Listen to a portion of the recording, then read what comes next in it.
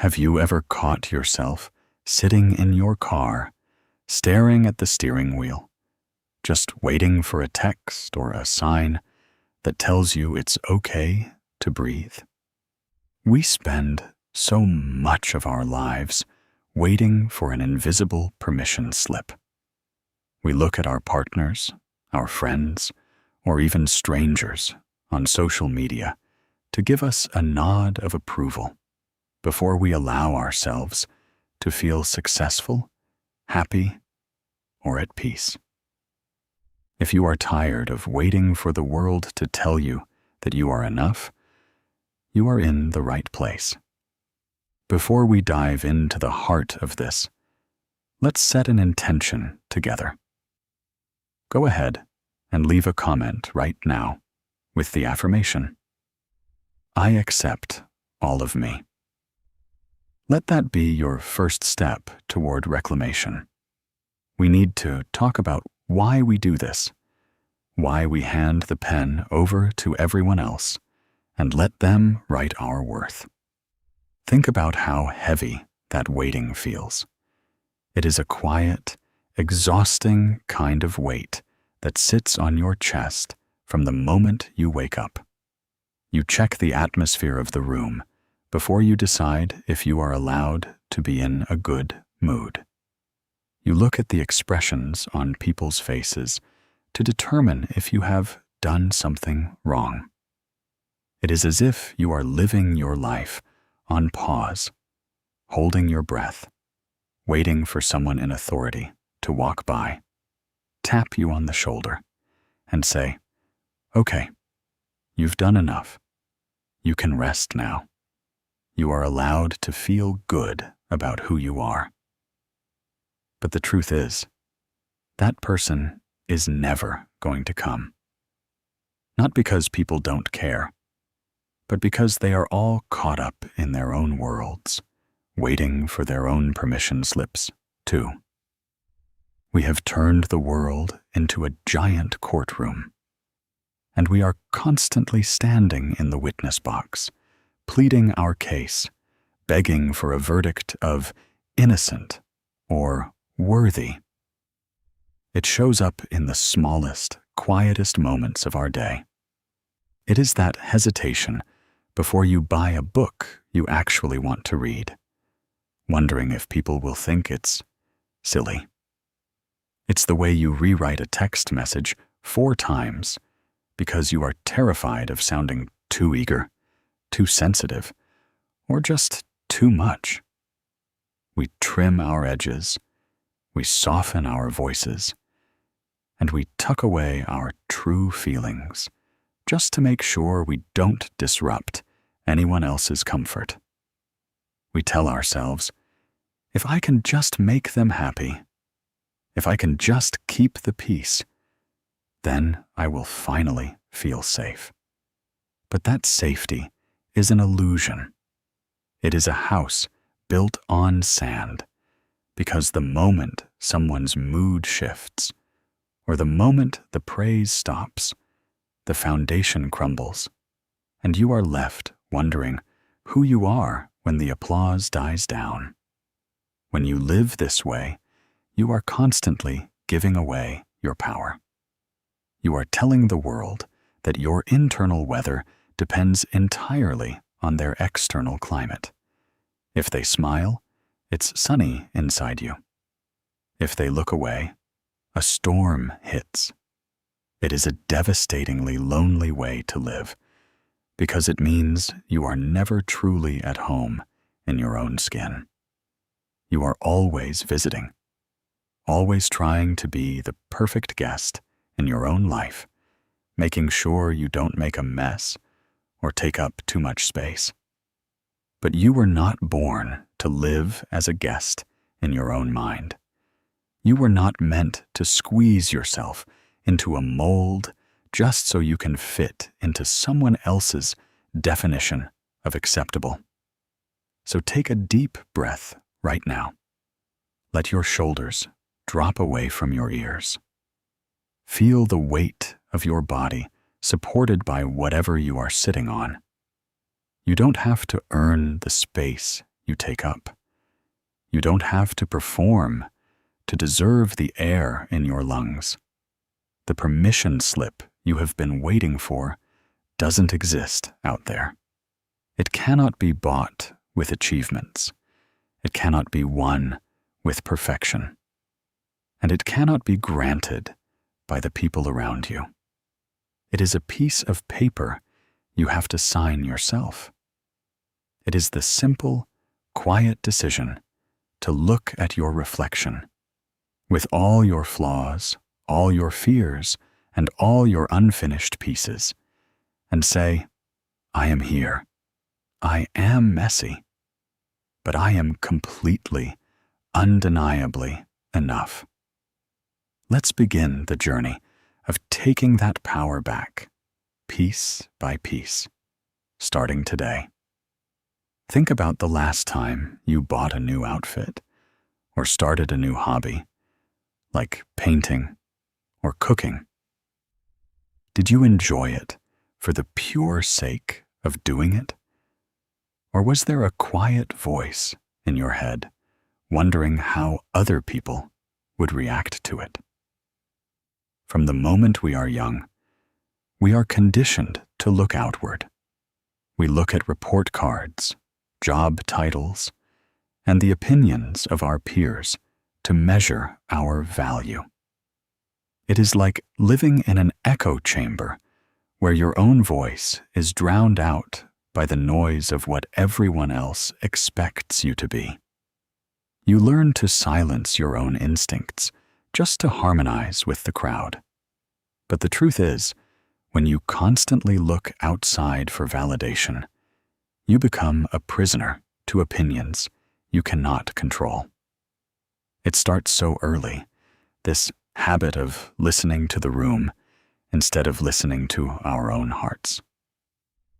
We learn to read the subtle shifts in the air, the slight frown on a parent's face, the quiet sigh of a partner, the casual comment from a coworker. We treat these fleeting moments as definitions of who we are. If someone is distant, we immediately ask ourselves, what did I do wrong? How can I fix this? We become emotional shapeshifters, changing our colors and altering our thoughts just to blend in, to stay safe, to ensure we aren't cast out. The echo chamber doesn't just exist around us. It builds itself inside us. The voices of critics, the expectations of society, and the fears of disappointment become the loudest thoughts in our own minds, repeating over and over until we can no longer remember what our own original voice sounds like. Imagine the exhausting amount of energy it takes to keep that chamber running. Every single day, you walk out your front door carrying a heavy basket filled with the versions of you that other people want to see. You give a piece of yourself to this person, a piece to that person, adjusting your tone, your laughter, and even your posture depending on who is standing in front of you. By the time evening arrives, you are completely emptied out. You look in the mirror, and you don't even recognize the person looking back, because that person is just a collection of everyone else's preferences. We have been taught that this is what it means to be good, to be helpful, to be loved. But there is a massive difference between being loved for who you are and being accepted for how well you can perform. Think about a moment when you felt a spark of pure excitement about something. Maybe it was a creative idea, a life change, or just a simple preference. And before you could even fully feel it, the walls of the echo chamber closed in. You immediately thought about how you would have to explain it to someone else. You anticipated their skepticism, their judgment, or their indifference. And just like that, the spark went out. You suffocated your own joy before anyone else even had the chance to touch it.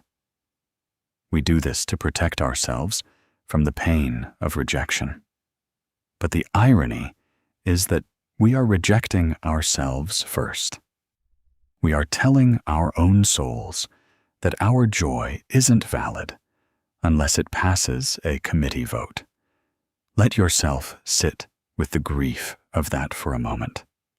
It is deeply painful to realize how many times we have abandoned our own side just to keep someone else comfortable.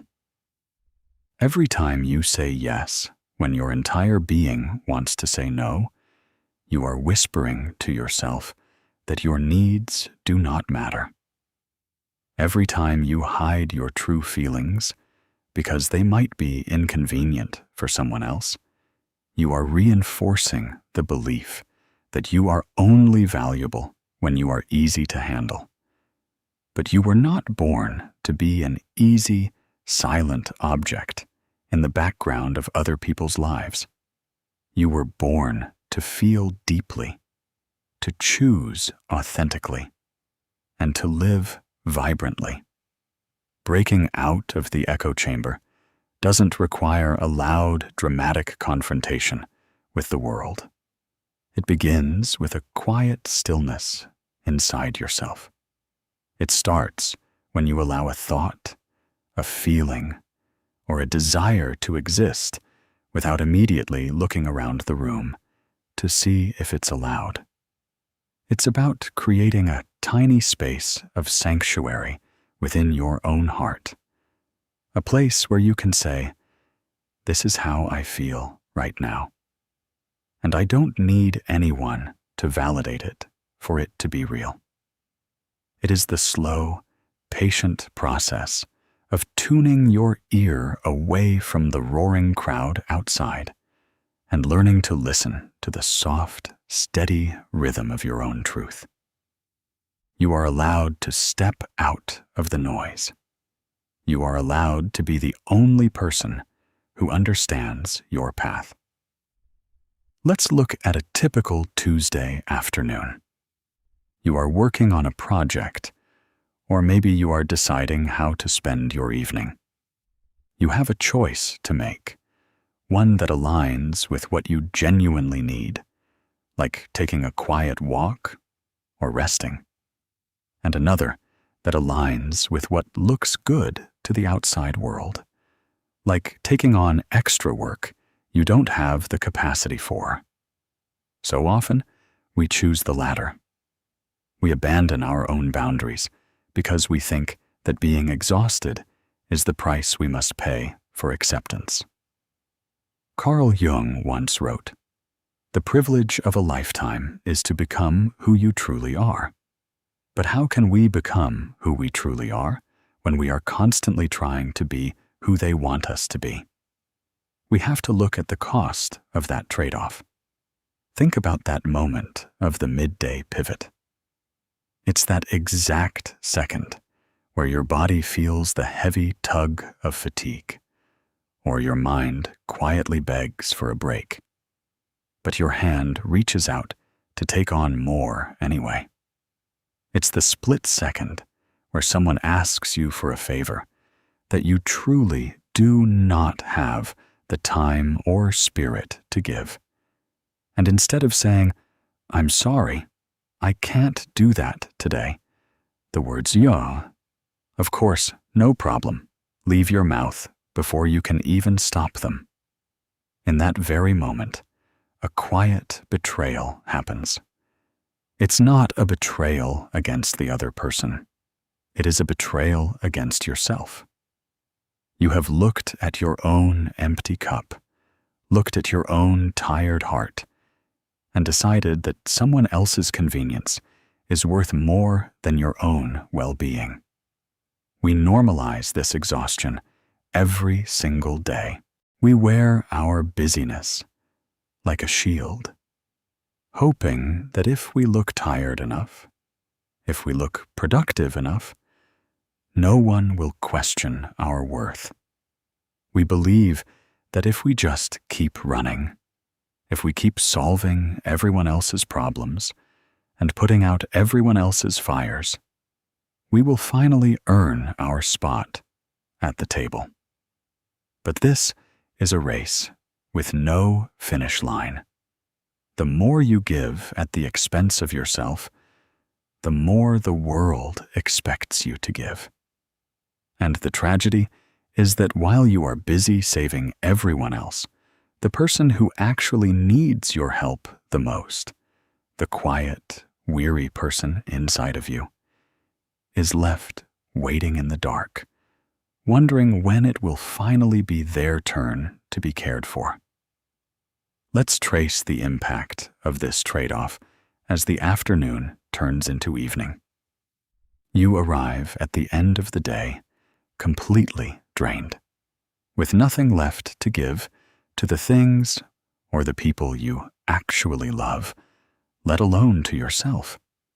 You feel a simmering resentment building up under the surface, a quiet anger at how much everyone takes from you. But when you sit with that anger in the quiet moments, you realize it isn't really directed at the world. It is a deep, sorrowful ache because you realize you are the one who opened the door and let them take it. You are the one who handed over your peace, piece by piece, hoping that the sacrifice would make you feel valued. Stepping into the privilege of becoming who you truly are means you have to start practicing the midday pivot differently. It means when that moment of choice arrives, you pause, you take a slow, deep breath, and you check in with yourself instead of checking in with the expectations of the room. You ask yourself, what does my soul need right now? What does my body need? And then you do the bravest thing you can possibly do. You honor the answer, even if it means disappointing someone, even if it means letting a small ball drop, even if it means sitting with the temporary discomfort of someone else's disapproval. This shift is incredibly uncomfortable at first. Your heart might race, and that old, loud voice in your head might tell you that you are being selfish, cold, or lazy.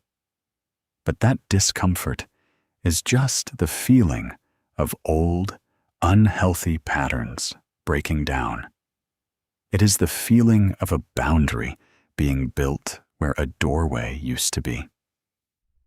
Every single time you choose to honor your own capacity, you are sending a powerful message to your inner self. You are saying, I see you. I value you.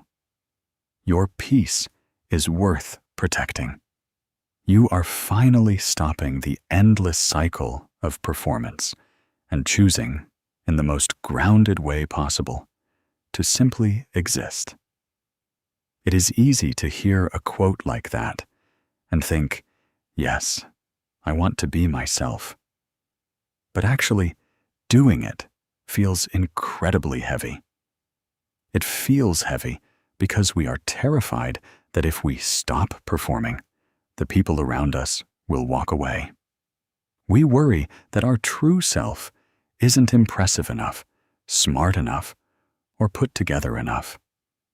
We hide the parts of us that feel messy, the parts that feel uncertain, and the parts that have made mistakes.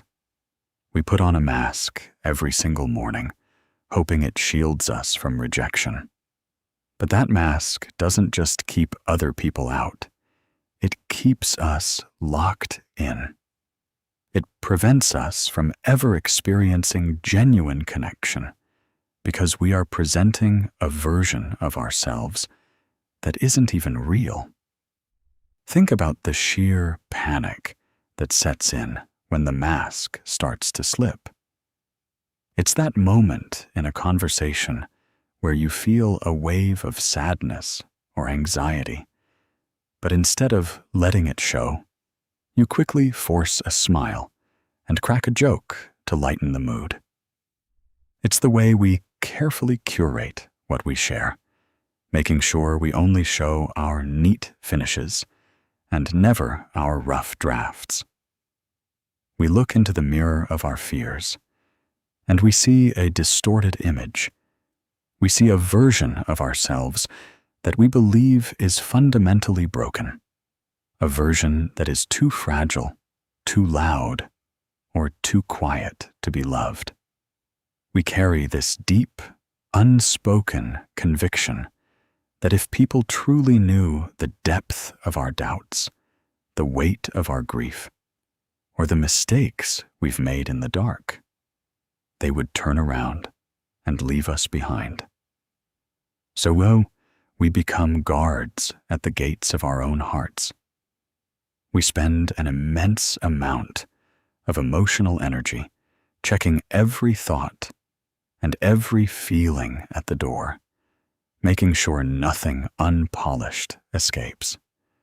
We tell ourselves that this is just how you survive in the world. But let yourself feel the profound loneliness of that survival strategy. When you are only accepted for the mask you wear, you never actually feel loved. You just feel like a good actor who hasn't been caught yet. The praise you receive feels empty because you know it belongs to the character you are playing, not to the person weeping behind the curtain. You remain starving for true intimacy, even in a room full of people, because no one is actually seeing you. This fear turns our relationships into a series of negotiations. We think, if I am useful enough, if I am pleasant enough, if I never have a bad day, then I can secure my place in their lives. But love that has to be earned through constant performance isn't love at all. It's a job.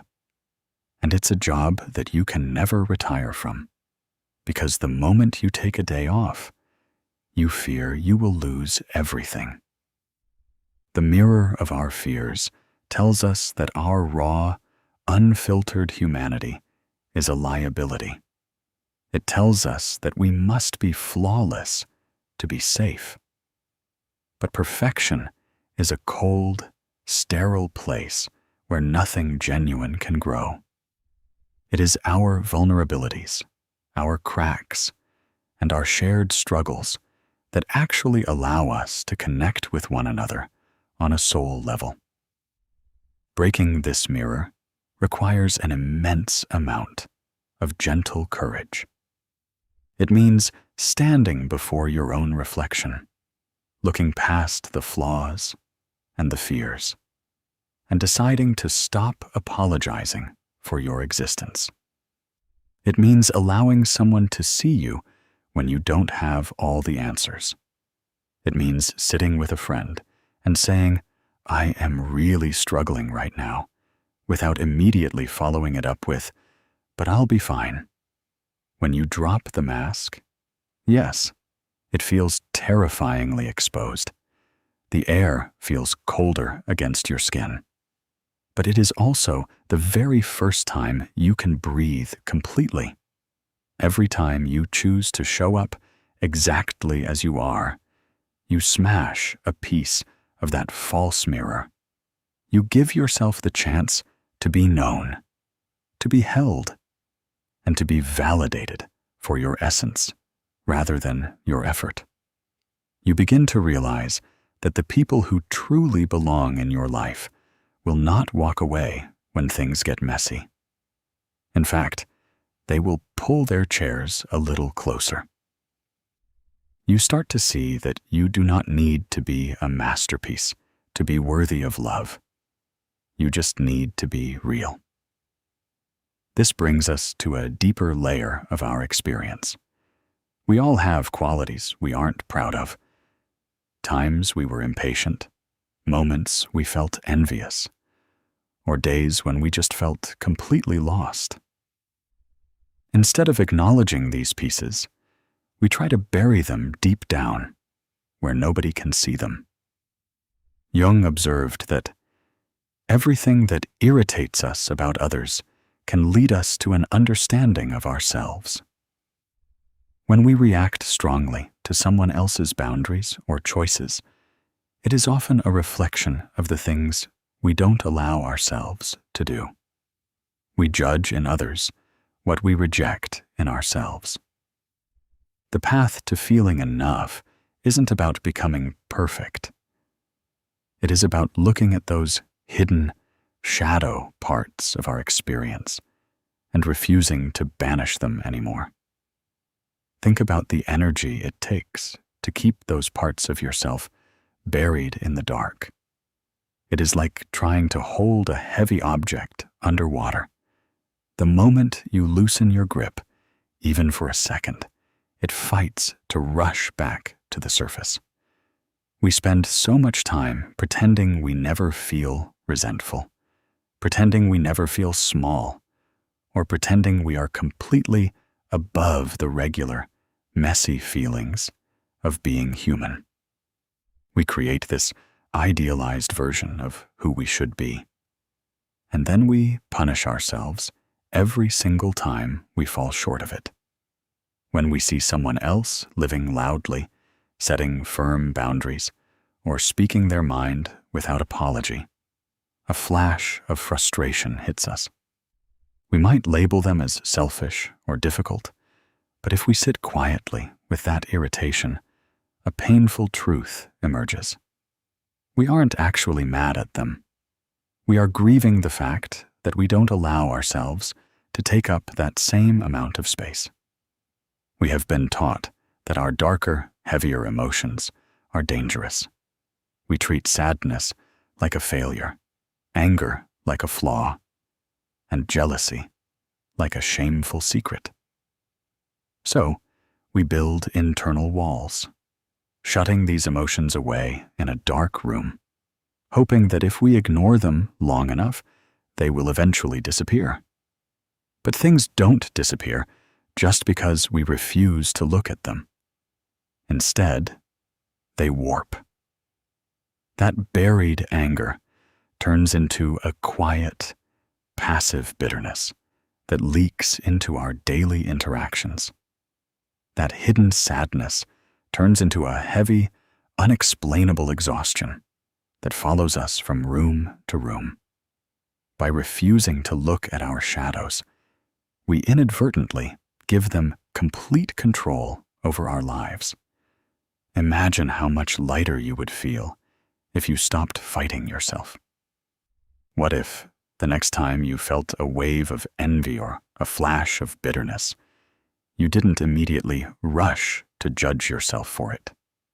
What if, instead of saying, "I shouldn't feel this way, I am a bad person," you simply took a soft breath and said, "I see this pain inside me, and it's okay that it's here"? Bringing light to your shadow doesn't mean you approve of your worst impulses. It just means you stop pretending they don't exist. It means recognizing that you can be a deeply kind person who still gets angry, a generous person who still feels envious, and a strong person who sometimes feels completely overwhelmed and helpless. This is where true self-acceptance becomes real. It is incredibly easy to accept the parts of ourselves that win praise, the parts that are patient, smiling, and productive. But that isn't true acceptance. That's just conditional approval. Real healing begins when you reach out your hand to the parts of you that are hurting, the parts that have made poor choices, and the parts that feel deeply inadequate, and you pull them into the warmth.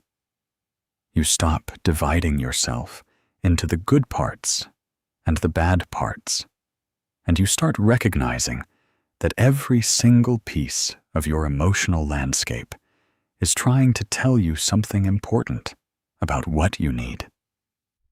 When you stop running from your own shadow, the world loses its power to trigger you. You no longer have to live in fear of being exposed, because you have already looked at your own darkness and chosen to meet it with kindness. You break the mirror of judgment that you hold up to the people around you. Because you have finally broken the mirror of judgment you were holding up to yourself.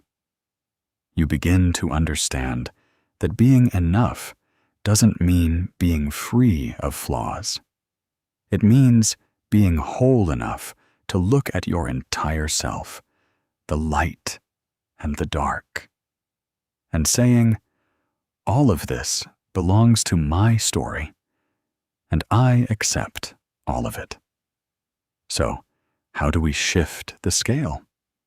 How do we stop using the world's yardstick to measure our own lives? It starts by changing the questions we ask ourselves at the end of the day. Instead of asking, did I please everyone today? Or did I check off every single item on my productivity list? We need to start asking, was I kind to myself today? And did I honor my own limits? Imagine how different your mornings would feel if your worth wasn't tied to your productivity or your social standing. Imagine waking up and knowing that your value is already secure, completely independent of how much you achieve or what anyone else thinks of you. Think about the old metric we have been using for years. It is a harsh, unyielding system where you only win points if you are constantly producing, constantly sacrificing, or constantly keeping everybody else happy. We go to sleep analyzing our day like a strict manager reviewing a failing business. We look at the tasks left unfinished, the conversations where we felt awkward, or the moments we chose to rest, and we count them all as losses.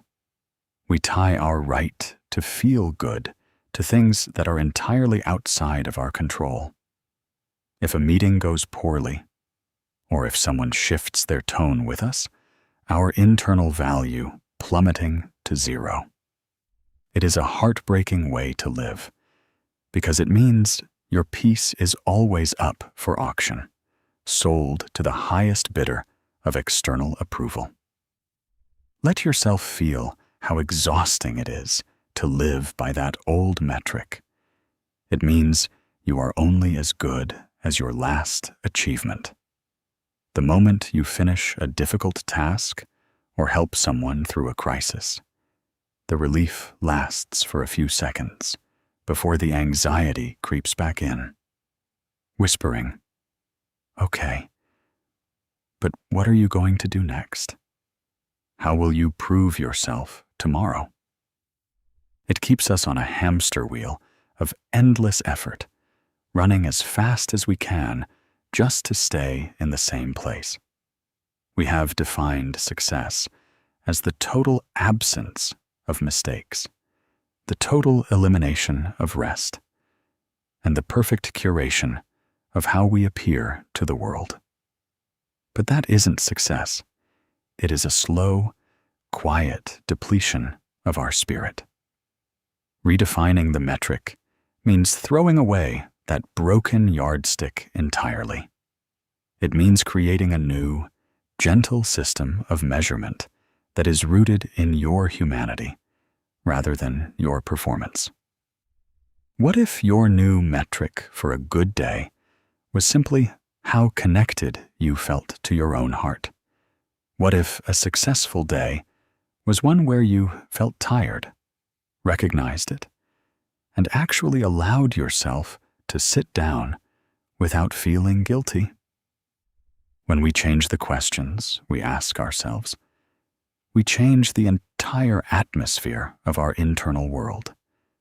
We shift from being our own harshest critics to becoming our own safest allies. Imagine the profound freedom of waking up tomorrow morning and realizing that your value is a fixed truth. It is not a variable that changes based on how much you get done or how many people smile at you. It just exists. It is the simple reality of your presence. When you redefine the metric, you start to value the invisible victories. You celebrate the moment you spoke up for yourself, even if your voice shook. You value the moment you decided to step away from a stressful situation to breathe, choosing your peace over someone else's timeline. These are the choices that build a life of genuine stability, because they are measured by your own truth, not the world's expectations. This shift takes time, and it requires us to be incredibly patient with ourselves. Those old voices telling us to do more and be more will still knock on the door. But every time you pause at the end of the day, place a hand over your heart and say, I did the best I could with the energy I had, and that is enough. You are rewriting the rules. You are stepping off the wheel. You are deciding that you no longer need the world to grade your existence because you have finally chosen to trust the value of your own breath. Choosing to accept yourself completely is a quiet, radical act. It doesn't happen during a massive, dramatic breakthrough. It happens in the tiny, unnoticed moments. It happens when you make a mistake at work, and instead of spiraling into self-criticism, you pause, take a breath, and tell yourself, it's okay. I am learning. It happens when you choose to express your true thoughts in a conversation, even if your voice shakes a little bit. This level of vulnerability is challenging because it requires us to stand on our own 2 feet without the crutch of external praise. It requires us to be our own safe harbor when the stormy opinions of the world roll in. Think about why this feels so incredibly terrifying. True self-acceptance means standing completely exposed before your own gaze, with nowhere left to hide. It means looking at the parts of your life that didn't turn out the way you planned, the relationships that ended, the paths you had to walk away from, and the moments you felt like an absolute failure, and choosing to love the person who went through all of it. We often mistake self-acceptance for a soft, easy feeling, like a warm blanket. But in reality, it requires immense bravery. It is the act of dropping the heavy armor you built to protect yourself from the world, looking at your bare, fragile heart, and deciding that it is worth defending just as it is. When we live without this acceptance, we are constantly looking for a shield. We use perfectionism, people-pleasing, or constant busyness to keep the world at a distance so no one can see how scared we really are. We tell ourselves, if I am flawless, no one can hurt me. But when you choose vulnerability, you stop trying to build walls. You accept that you might get hurt, that you might make mistakes, and that you might feel misunderstood by the people around you. But you choose to show up anyway. You realize that the greatest danger isn't what the world thinks of you. The greatest danger is losing your connection to yourself. Let yourself feel the profound shift that happens when you practice this in your daily life. It is that quiet second when someone offers you a compliment, and instead of brushing it off, making a self-deprecating joke, or minimizing your effort, you simply look them in the eye and say, "Thank you." It is that moment when you feel a wave of sadness or loneliness, and instead of trying to fix it, distract yourself from it, or judge yourself for being too sensitive, you simply sit quietly on the edge of your bed and allow the tears to come. You stop treating your emotions like enemies that need to be defeated and start treating them like children who are just looking for a safe place to rest. This is the hard, beautiful work of becoming your own safe harbor. For so much of our lives, we have run to other people to quiet our storms. We look for a partner to tell us we are lovable, a boss to tell us we are competent, or a friend to tell us we are doing okay. But when those people are dealing with their own storms, they cannot always hold our weight, and we end up crashing against the rocks. When you practice self-acceptance, you build a solid, unshakable foundation within your own mind. You become the person who can look into the mirror during your lowest, darkest hour and say, "I am not going to leave you. I don't care how messy this gets or how many people walk away. I am staying right here with you." Every single time you choose to be gentle with your flaws, you are practicing this radical vulnerability. You are stepping out of the endless cycle of trying to prove your worth and stepping into the quiet strength of simply owning it. It is a slow, patient process of reclaiming your life, one small breath at a time. You begin to understand that you do not need the world to hold you up, because you have finally learned how to stand firmly in your own truth. Think of your life as a long tapestry. Some threads are bright and beautiful, representing your successes and joys. Other threads are dark and frayed, representing your struggles, your heartbreaks, and your regrets. For a long time, you might have tried to cut out the frayed threads, wishing your story looked seamless. But true wholeness requires keeping every single thread intact. As Jung beautifully remarked, "I am not what happened to me. I am what I choose to become." You are the author of the story, and the difficult chapters do not diminish your value. They simply add depth to the person you are becoming. Embracing your whole self means acknowledging that the light and the dark pieces belong to the exact same picture. Think about how much time we spend wishing we could rewrite our history. We look back at certain chapters of our lives with a deep sense of ache, or even shame. We think about the choices we made when we were younger, hurt, or unhealed, and we wish we could just tear those pages right out of our book. We try to present a polished, carefully edited version of our history to the world, terrified that if anyone saw the broken parts, they would think less of us. But when we try to disown our past, we end up fragmenting ourselves. We split into the person we want people to see, and the secret, wounded person we keep hidden away in the dark. Living with scattered pieces is exhausting. It means you are always running away from a part of your own shadow. Every time a memory pops up, or every time an old feeling arises, you have to scramble to push it back down, trying to pretend it never happened.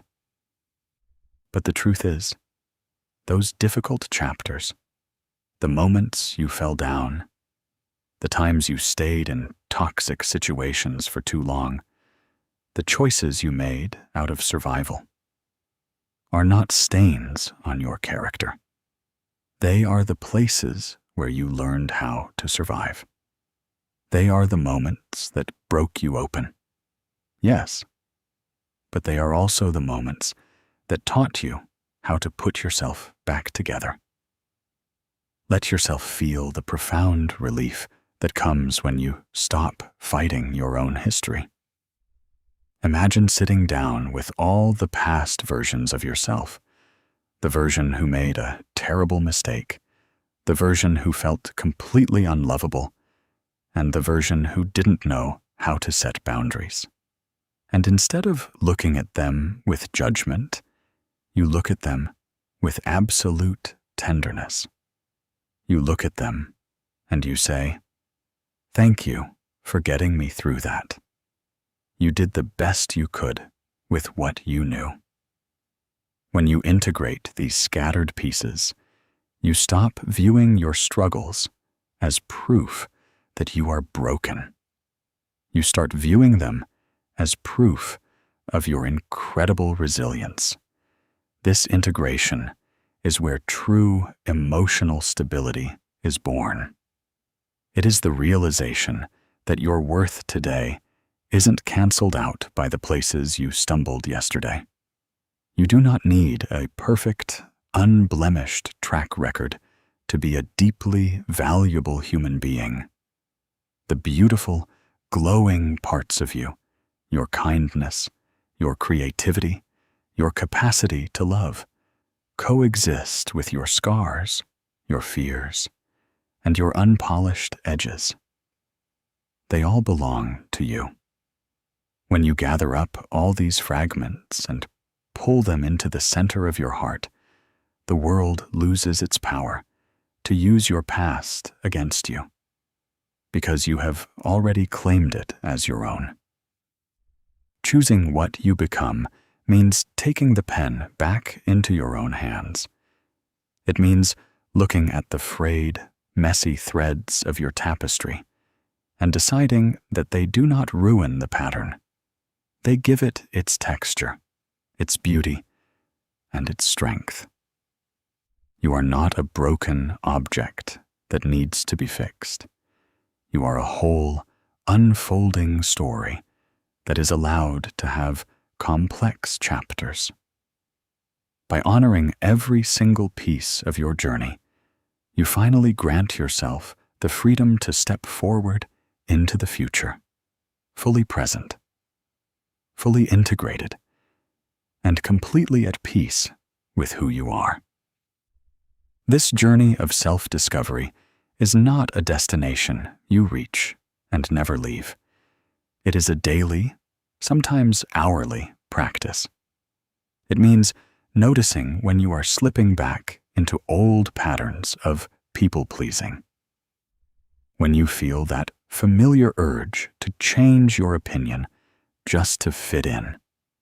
Or when you feel the pressure to say yes when every fiber of your being is screaming, "No," that is your cue to pause. Step back. Remind yourself that your time, your energy, and your peace are sacred. You do not owe the world an endless supply of yourself at the expense of your own well-being. Reclaiming your voice means trusting that your inner guidance is more reliable than the loudest crowd outside your window. Think about how quiet that inner voice can get when we ignore it for too long. It starts as a faint nudge, a slight tightening in your throat, or a heavy feeling in your chest when something doesn't feel right. But because we have been trained to prioritize everyone else's comfort, we learn to brush that feeling aside. We tell ourselves we are being too sensitive, or that it's not worth making a scene. Every single time we swallow our truth to keep the peace. We silence a piece of who we are. Reclaiming your voice isn't about suddenly shouting or starting arguments. It is about learning to honor that quiet inner nudge, even when the rest of the world is telling you to look the other way. Let yourself feel how terrifying it can be to speak up the first few times. It might be something as small as telling a friend, "I'm actually really tired tonight. Can we do this another day?" Or telling a colleague, "I can't take on that responsibility right now." When those words leave your lips, your heart might beat fast. Your palms might get sweaty, and a wave of guilt might try to wash over you. You might spend the next hour wondering if they are mad at you, or if you have ruined the relationship. But that discomfort is just the feeling of your old, quiet self giving way to someone who finally respects their own boundaries. It is the necessary friction of growing into your own skin. We have to realize that when we never say no, our yes loses all its value. If you are always saying yes just to avoid conflict, you aren't actually choosing to be generous. You are choosing to be safe. You are hiding behind compliance because you are terrified of what will happen if you show people your true limits. But real, authentic connections can handle your boundaries. The people who genuinely love you and respect you will not run away just because you have needs. In fact, they will respect you more for knowing where you stand. And if someone does walk away because you started saying no, then they didn't love you for who you are. They loved you for how useful you were to them. This practice requires us to be incredibly gentle with our progress. There will be days when you speak up clearly and feel immense pride. And there will be days when the fear wins, and you find yourself nodding along with something you don't agree with, or committing to something that drains you. When that happens, do not turn that frustration inward. Do not punish yourself for slipping back into safety. Just take a deep breath, acknowledge the slip, and remind yourself that tomorrow is another chance to try again. Reclaiming your voice is a muscle that you build over time, one uncomfortable conversation at a time. Imagine the profound relief of living a life where your outside matches your inside. Imagine no longer having to carry the weight of unsaid words, buried frustrations, or hidden truths. When you begin to trust your own guidance, the opinions of the world start to lose their sharp edges. You realize that you don't need a crowd of people to agree with you for your reality to be valid. Your truth is valid simply because it belongs to you. By taking up your space and using your voice, you are finally standing up for the one person who has been waiting for you to defend them all along, yourself. Ultimately, stopping the wait for the world's approval is about coming home to yourself. It is about realizing that the validation you have been searching for in headlines, praise, and external markers has been waiting inside you the whole time. You do not need to earn the right to exist, and you do not need to prove your worthiness to anyone. Look at how far you have come. Look at the challenges you have navigated, and look at the resilience you have built. You are allowed to take up space exactly as you are right now, in this very moment. Let the noise of the world fade into the background. You are here, you are whole, and you are entirely enough. Think about what it truly means to come home. It means arriving at a place where you can finally take off your heavy boots, drop your bags at the door, and let out the deep, ragged breath you have been holding all day long. It is a place where you do not have to explain yourself, justify your choices, or pretend to be stronger than you actually feel. For so many years, you have been trying to build that home in other people's hearts, hoping that if you loved them well enough, or served them completely enough, they would give you a permanent place to stay. But people's feelings change. Their lives shift. And whenever you try to live in someone else's house, you are always subject to their rules. Coming home to yourself means building your own sanctuary within your own soul. Let yourself feel the immense weight of the journey that brought you to this very moment. Think about the silent battles you fought alone in the middle of the night, the times your heart was broken into 1,000 pieces, and you had to sweep up the shards by yourself, and the days when you felt so utterly lost that you didn't think you would ever find your way back. You survived every single one of those moments. The version of you standing here today is living proof of your quiet, unyielding strength. You did not get through those trials by being perfect.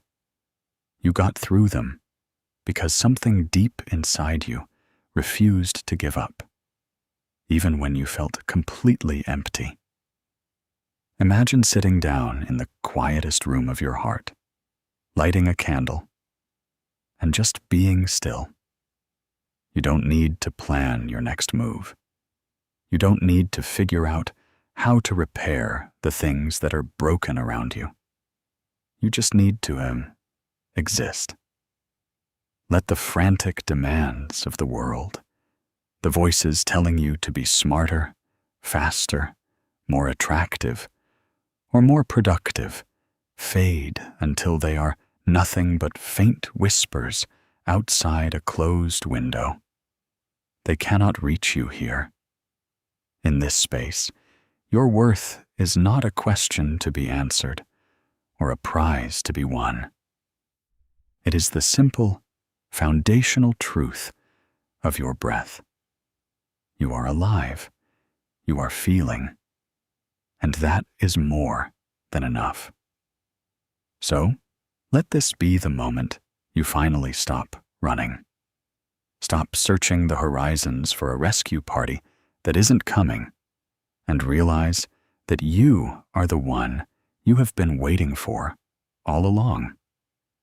Open the door to your own heart, step inside, and wrap your arms around your whole, beautiful, messy self.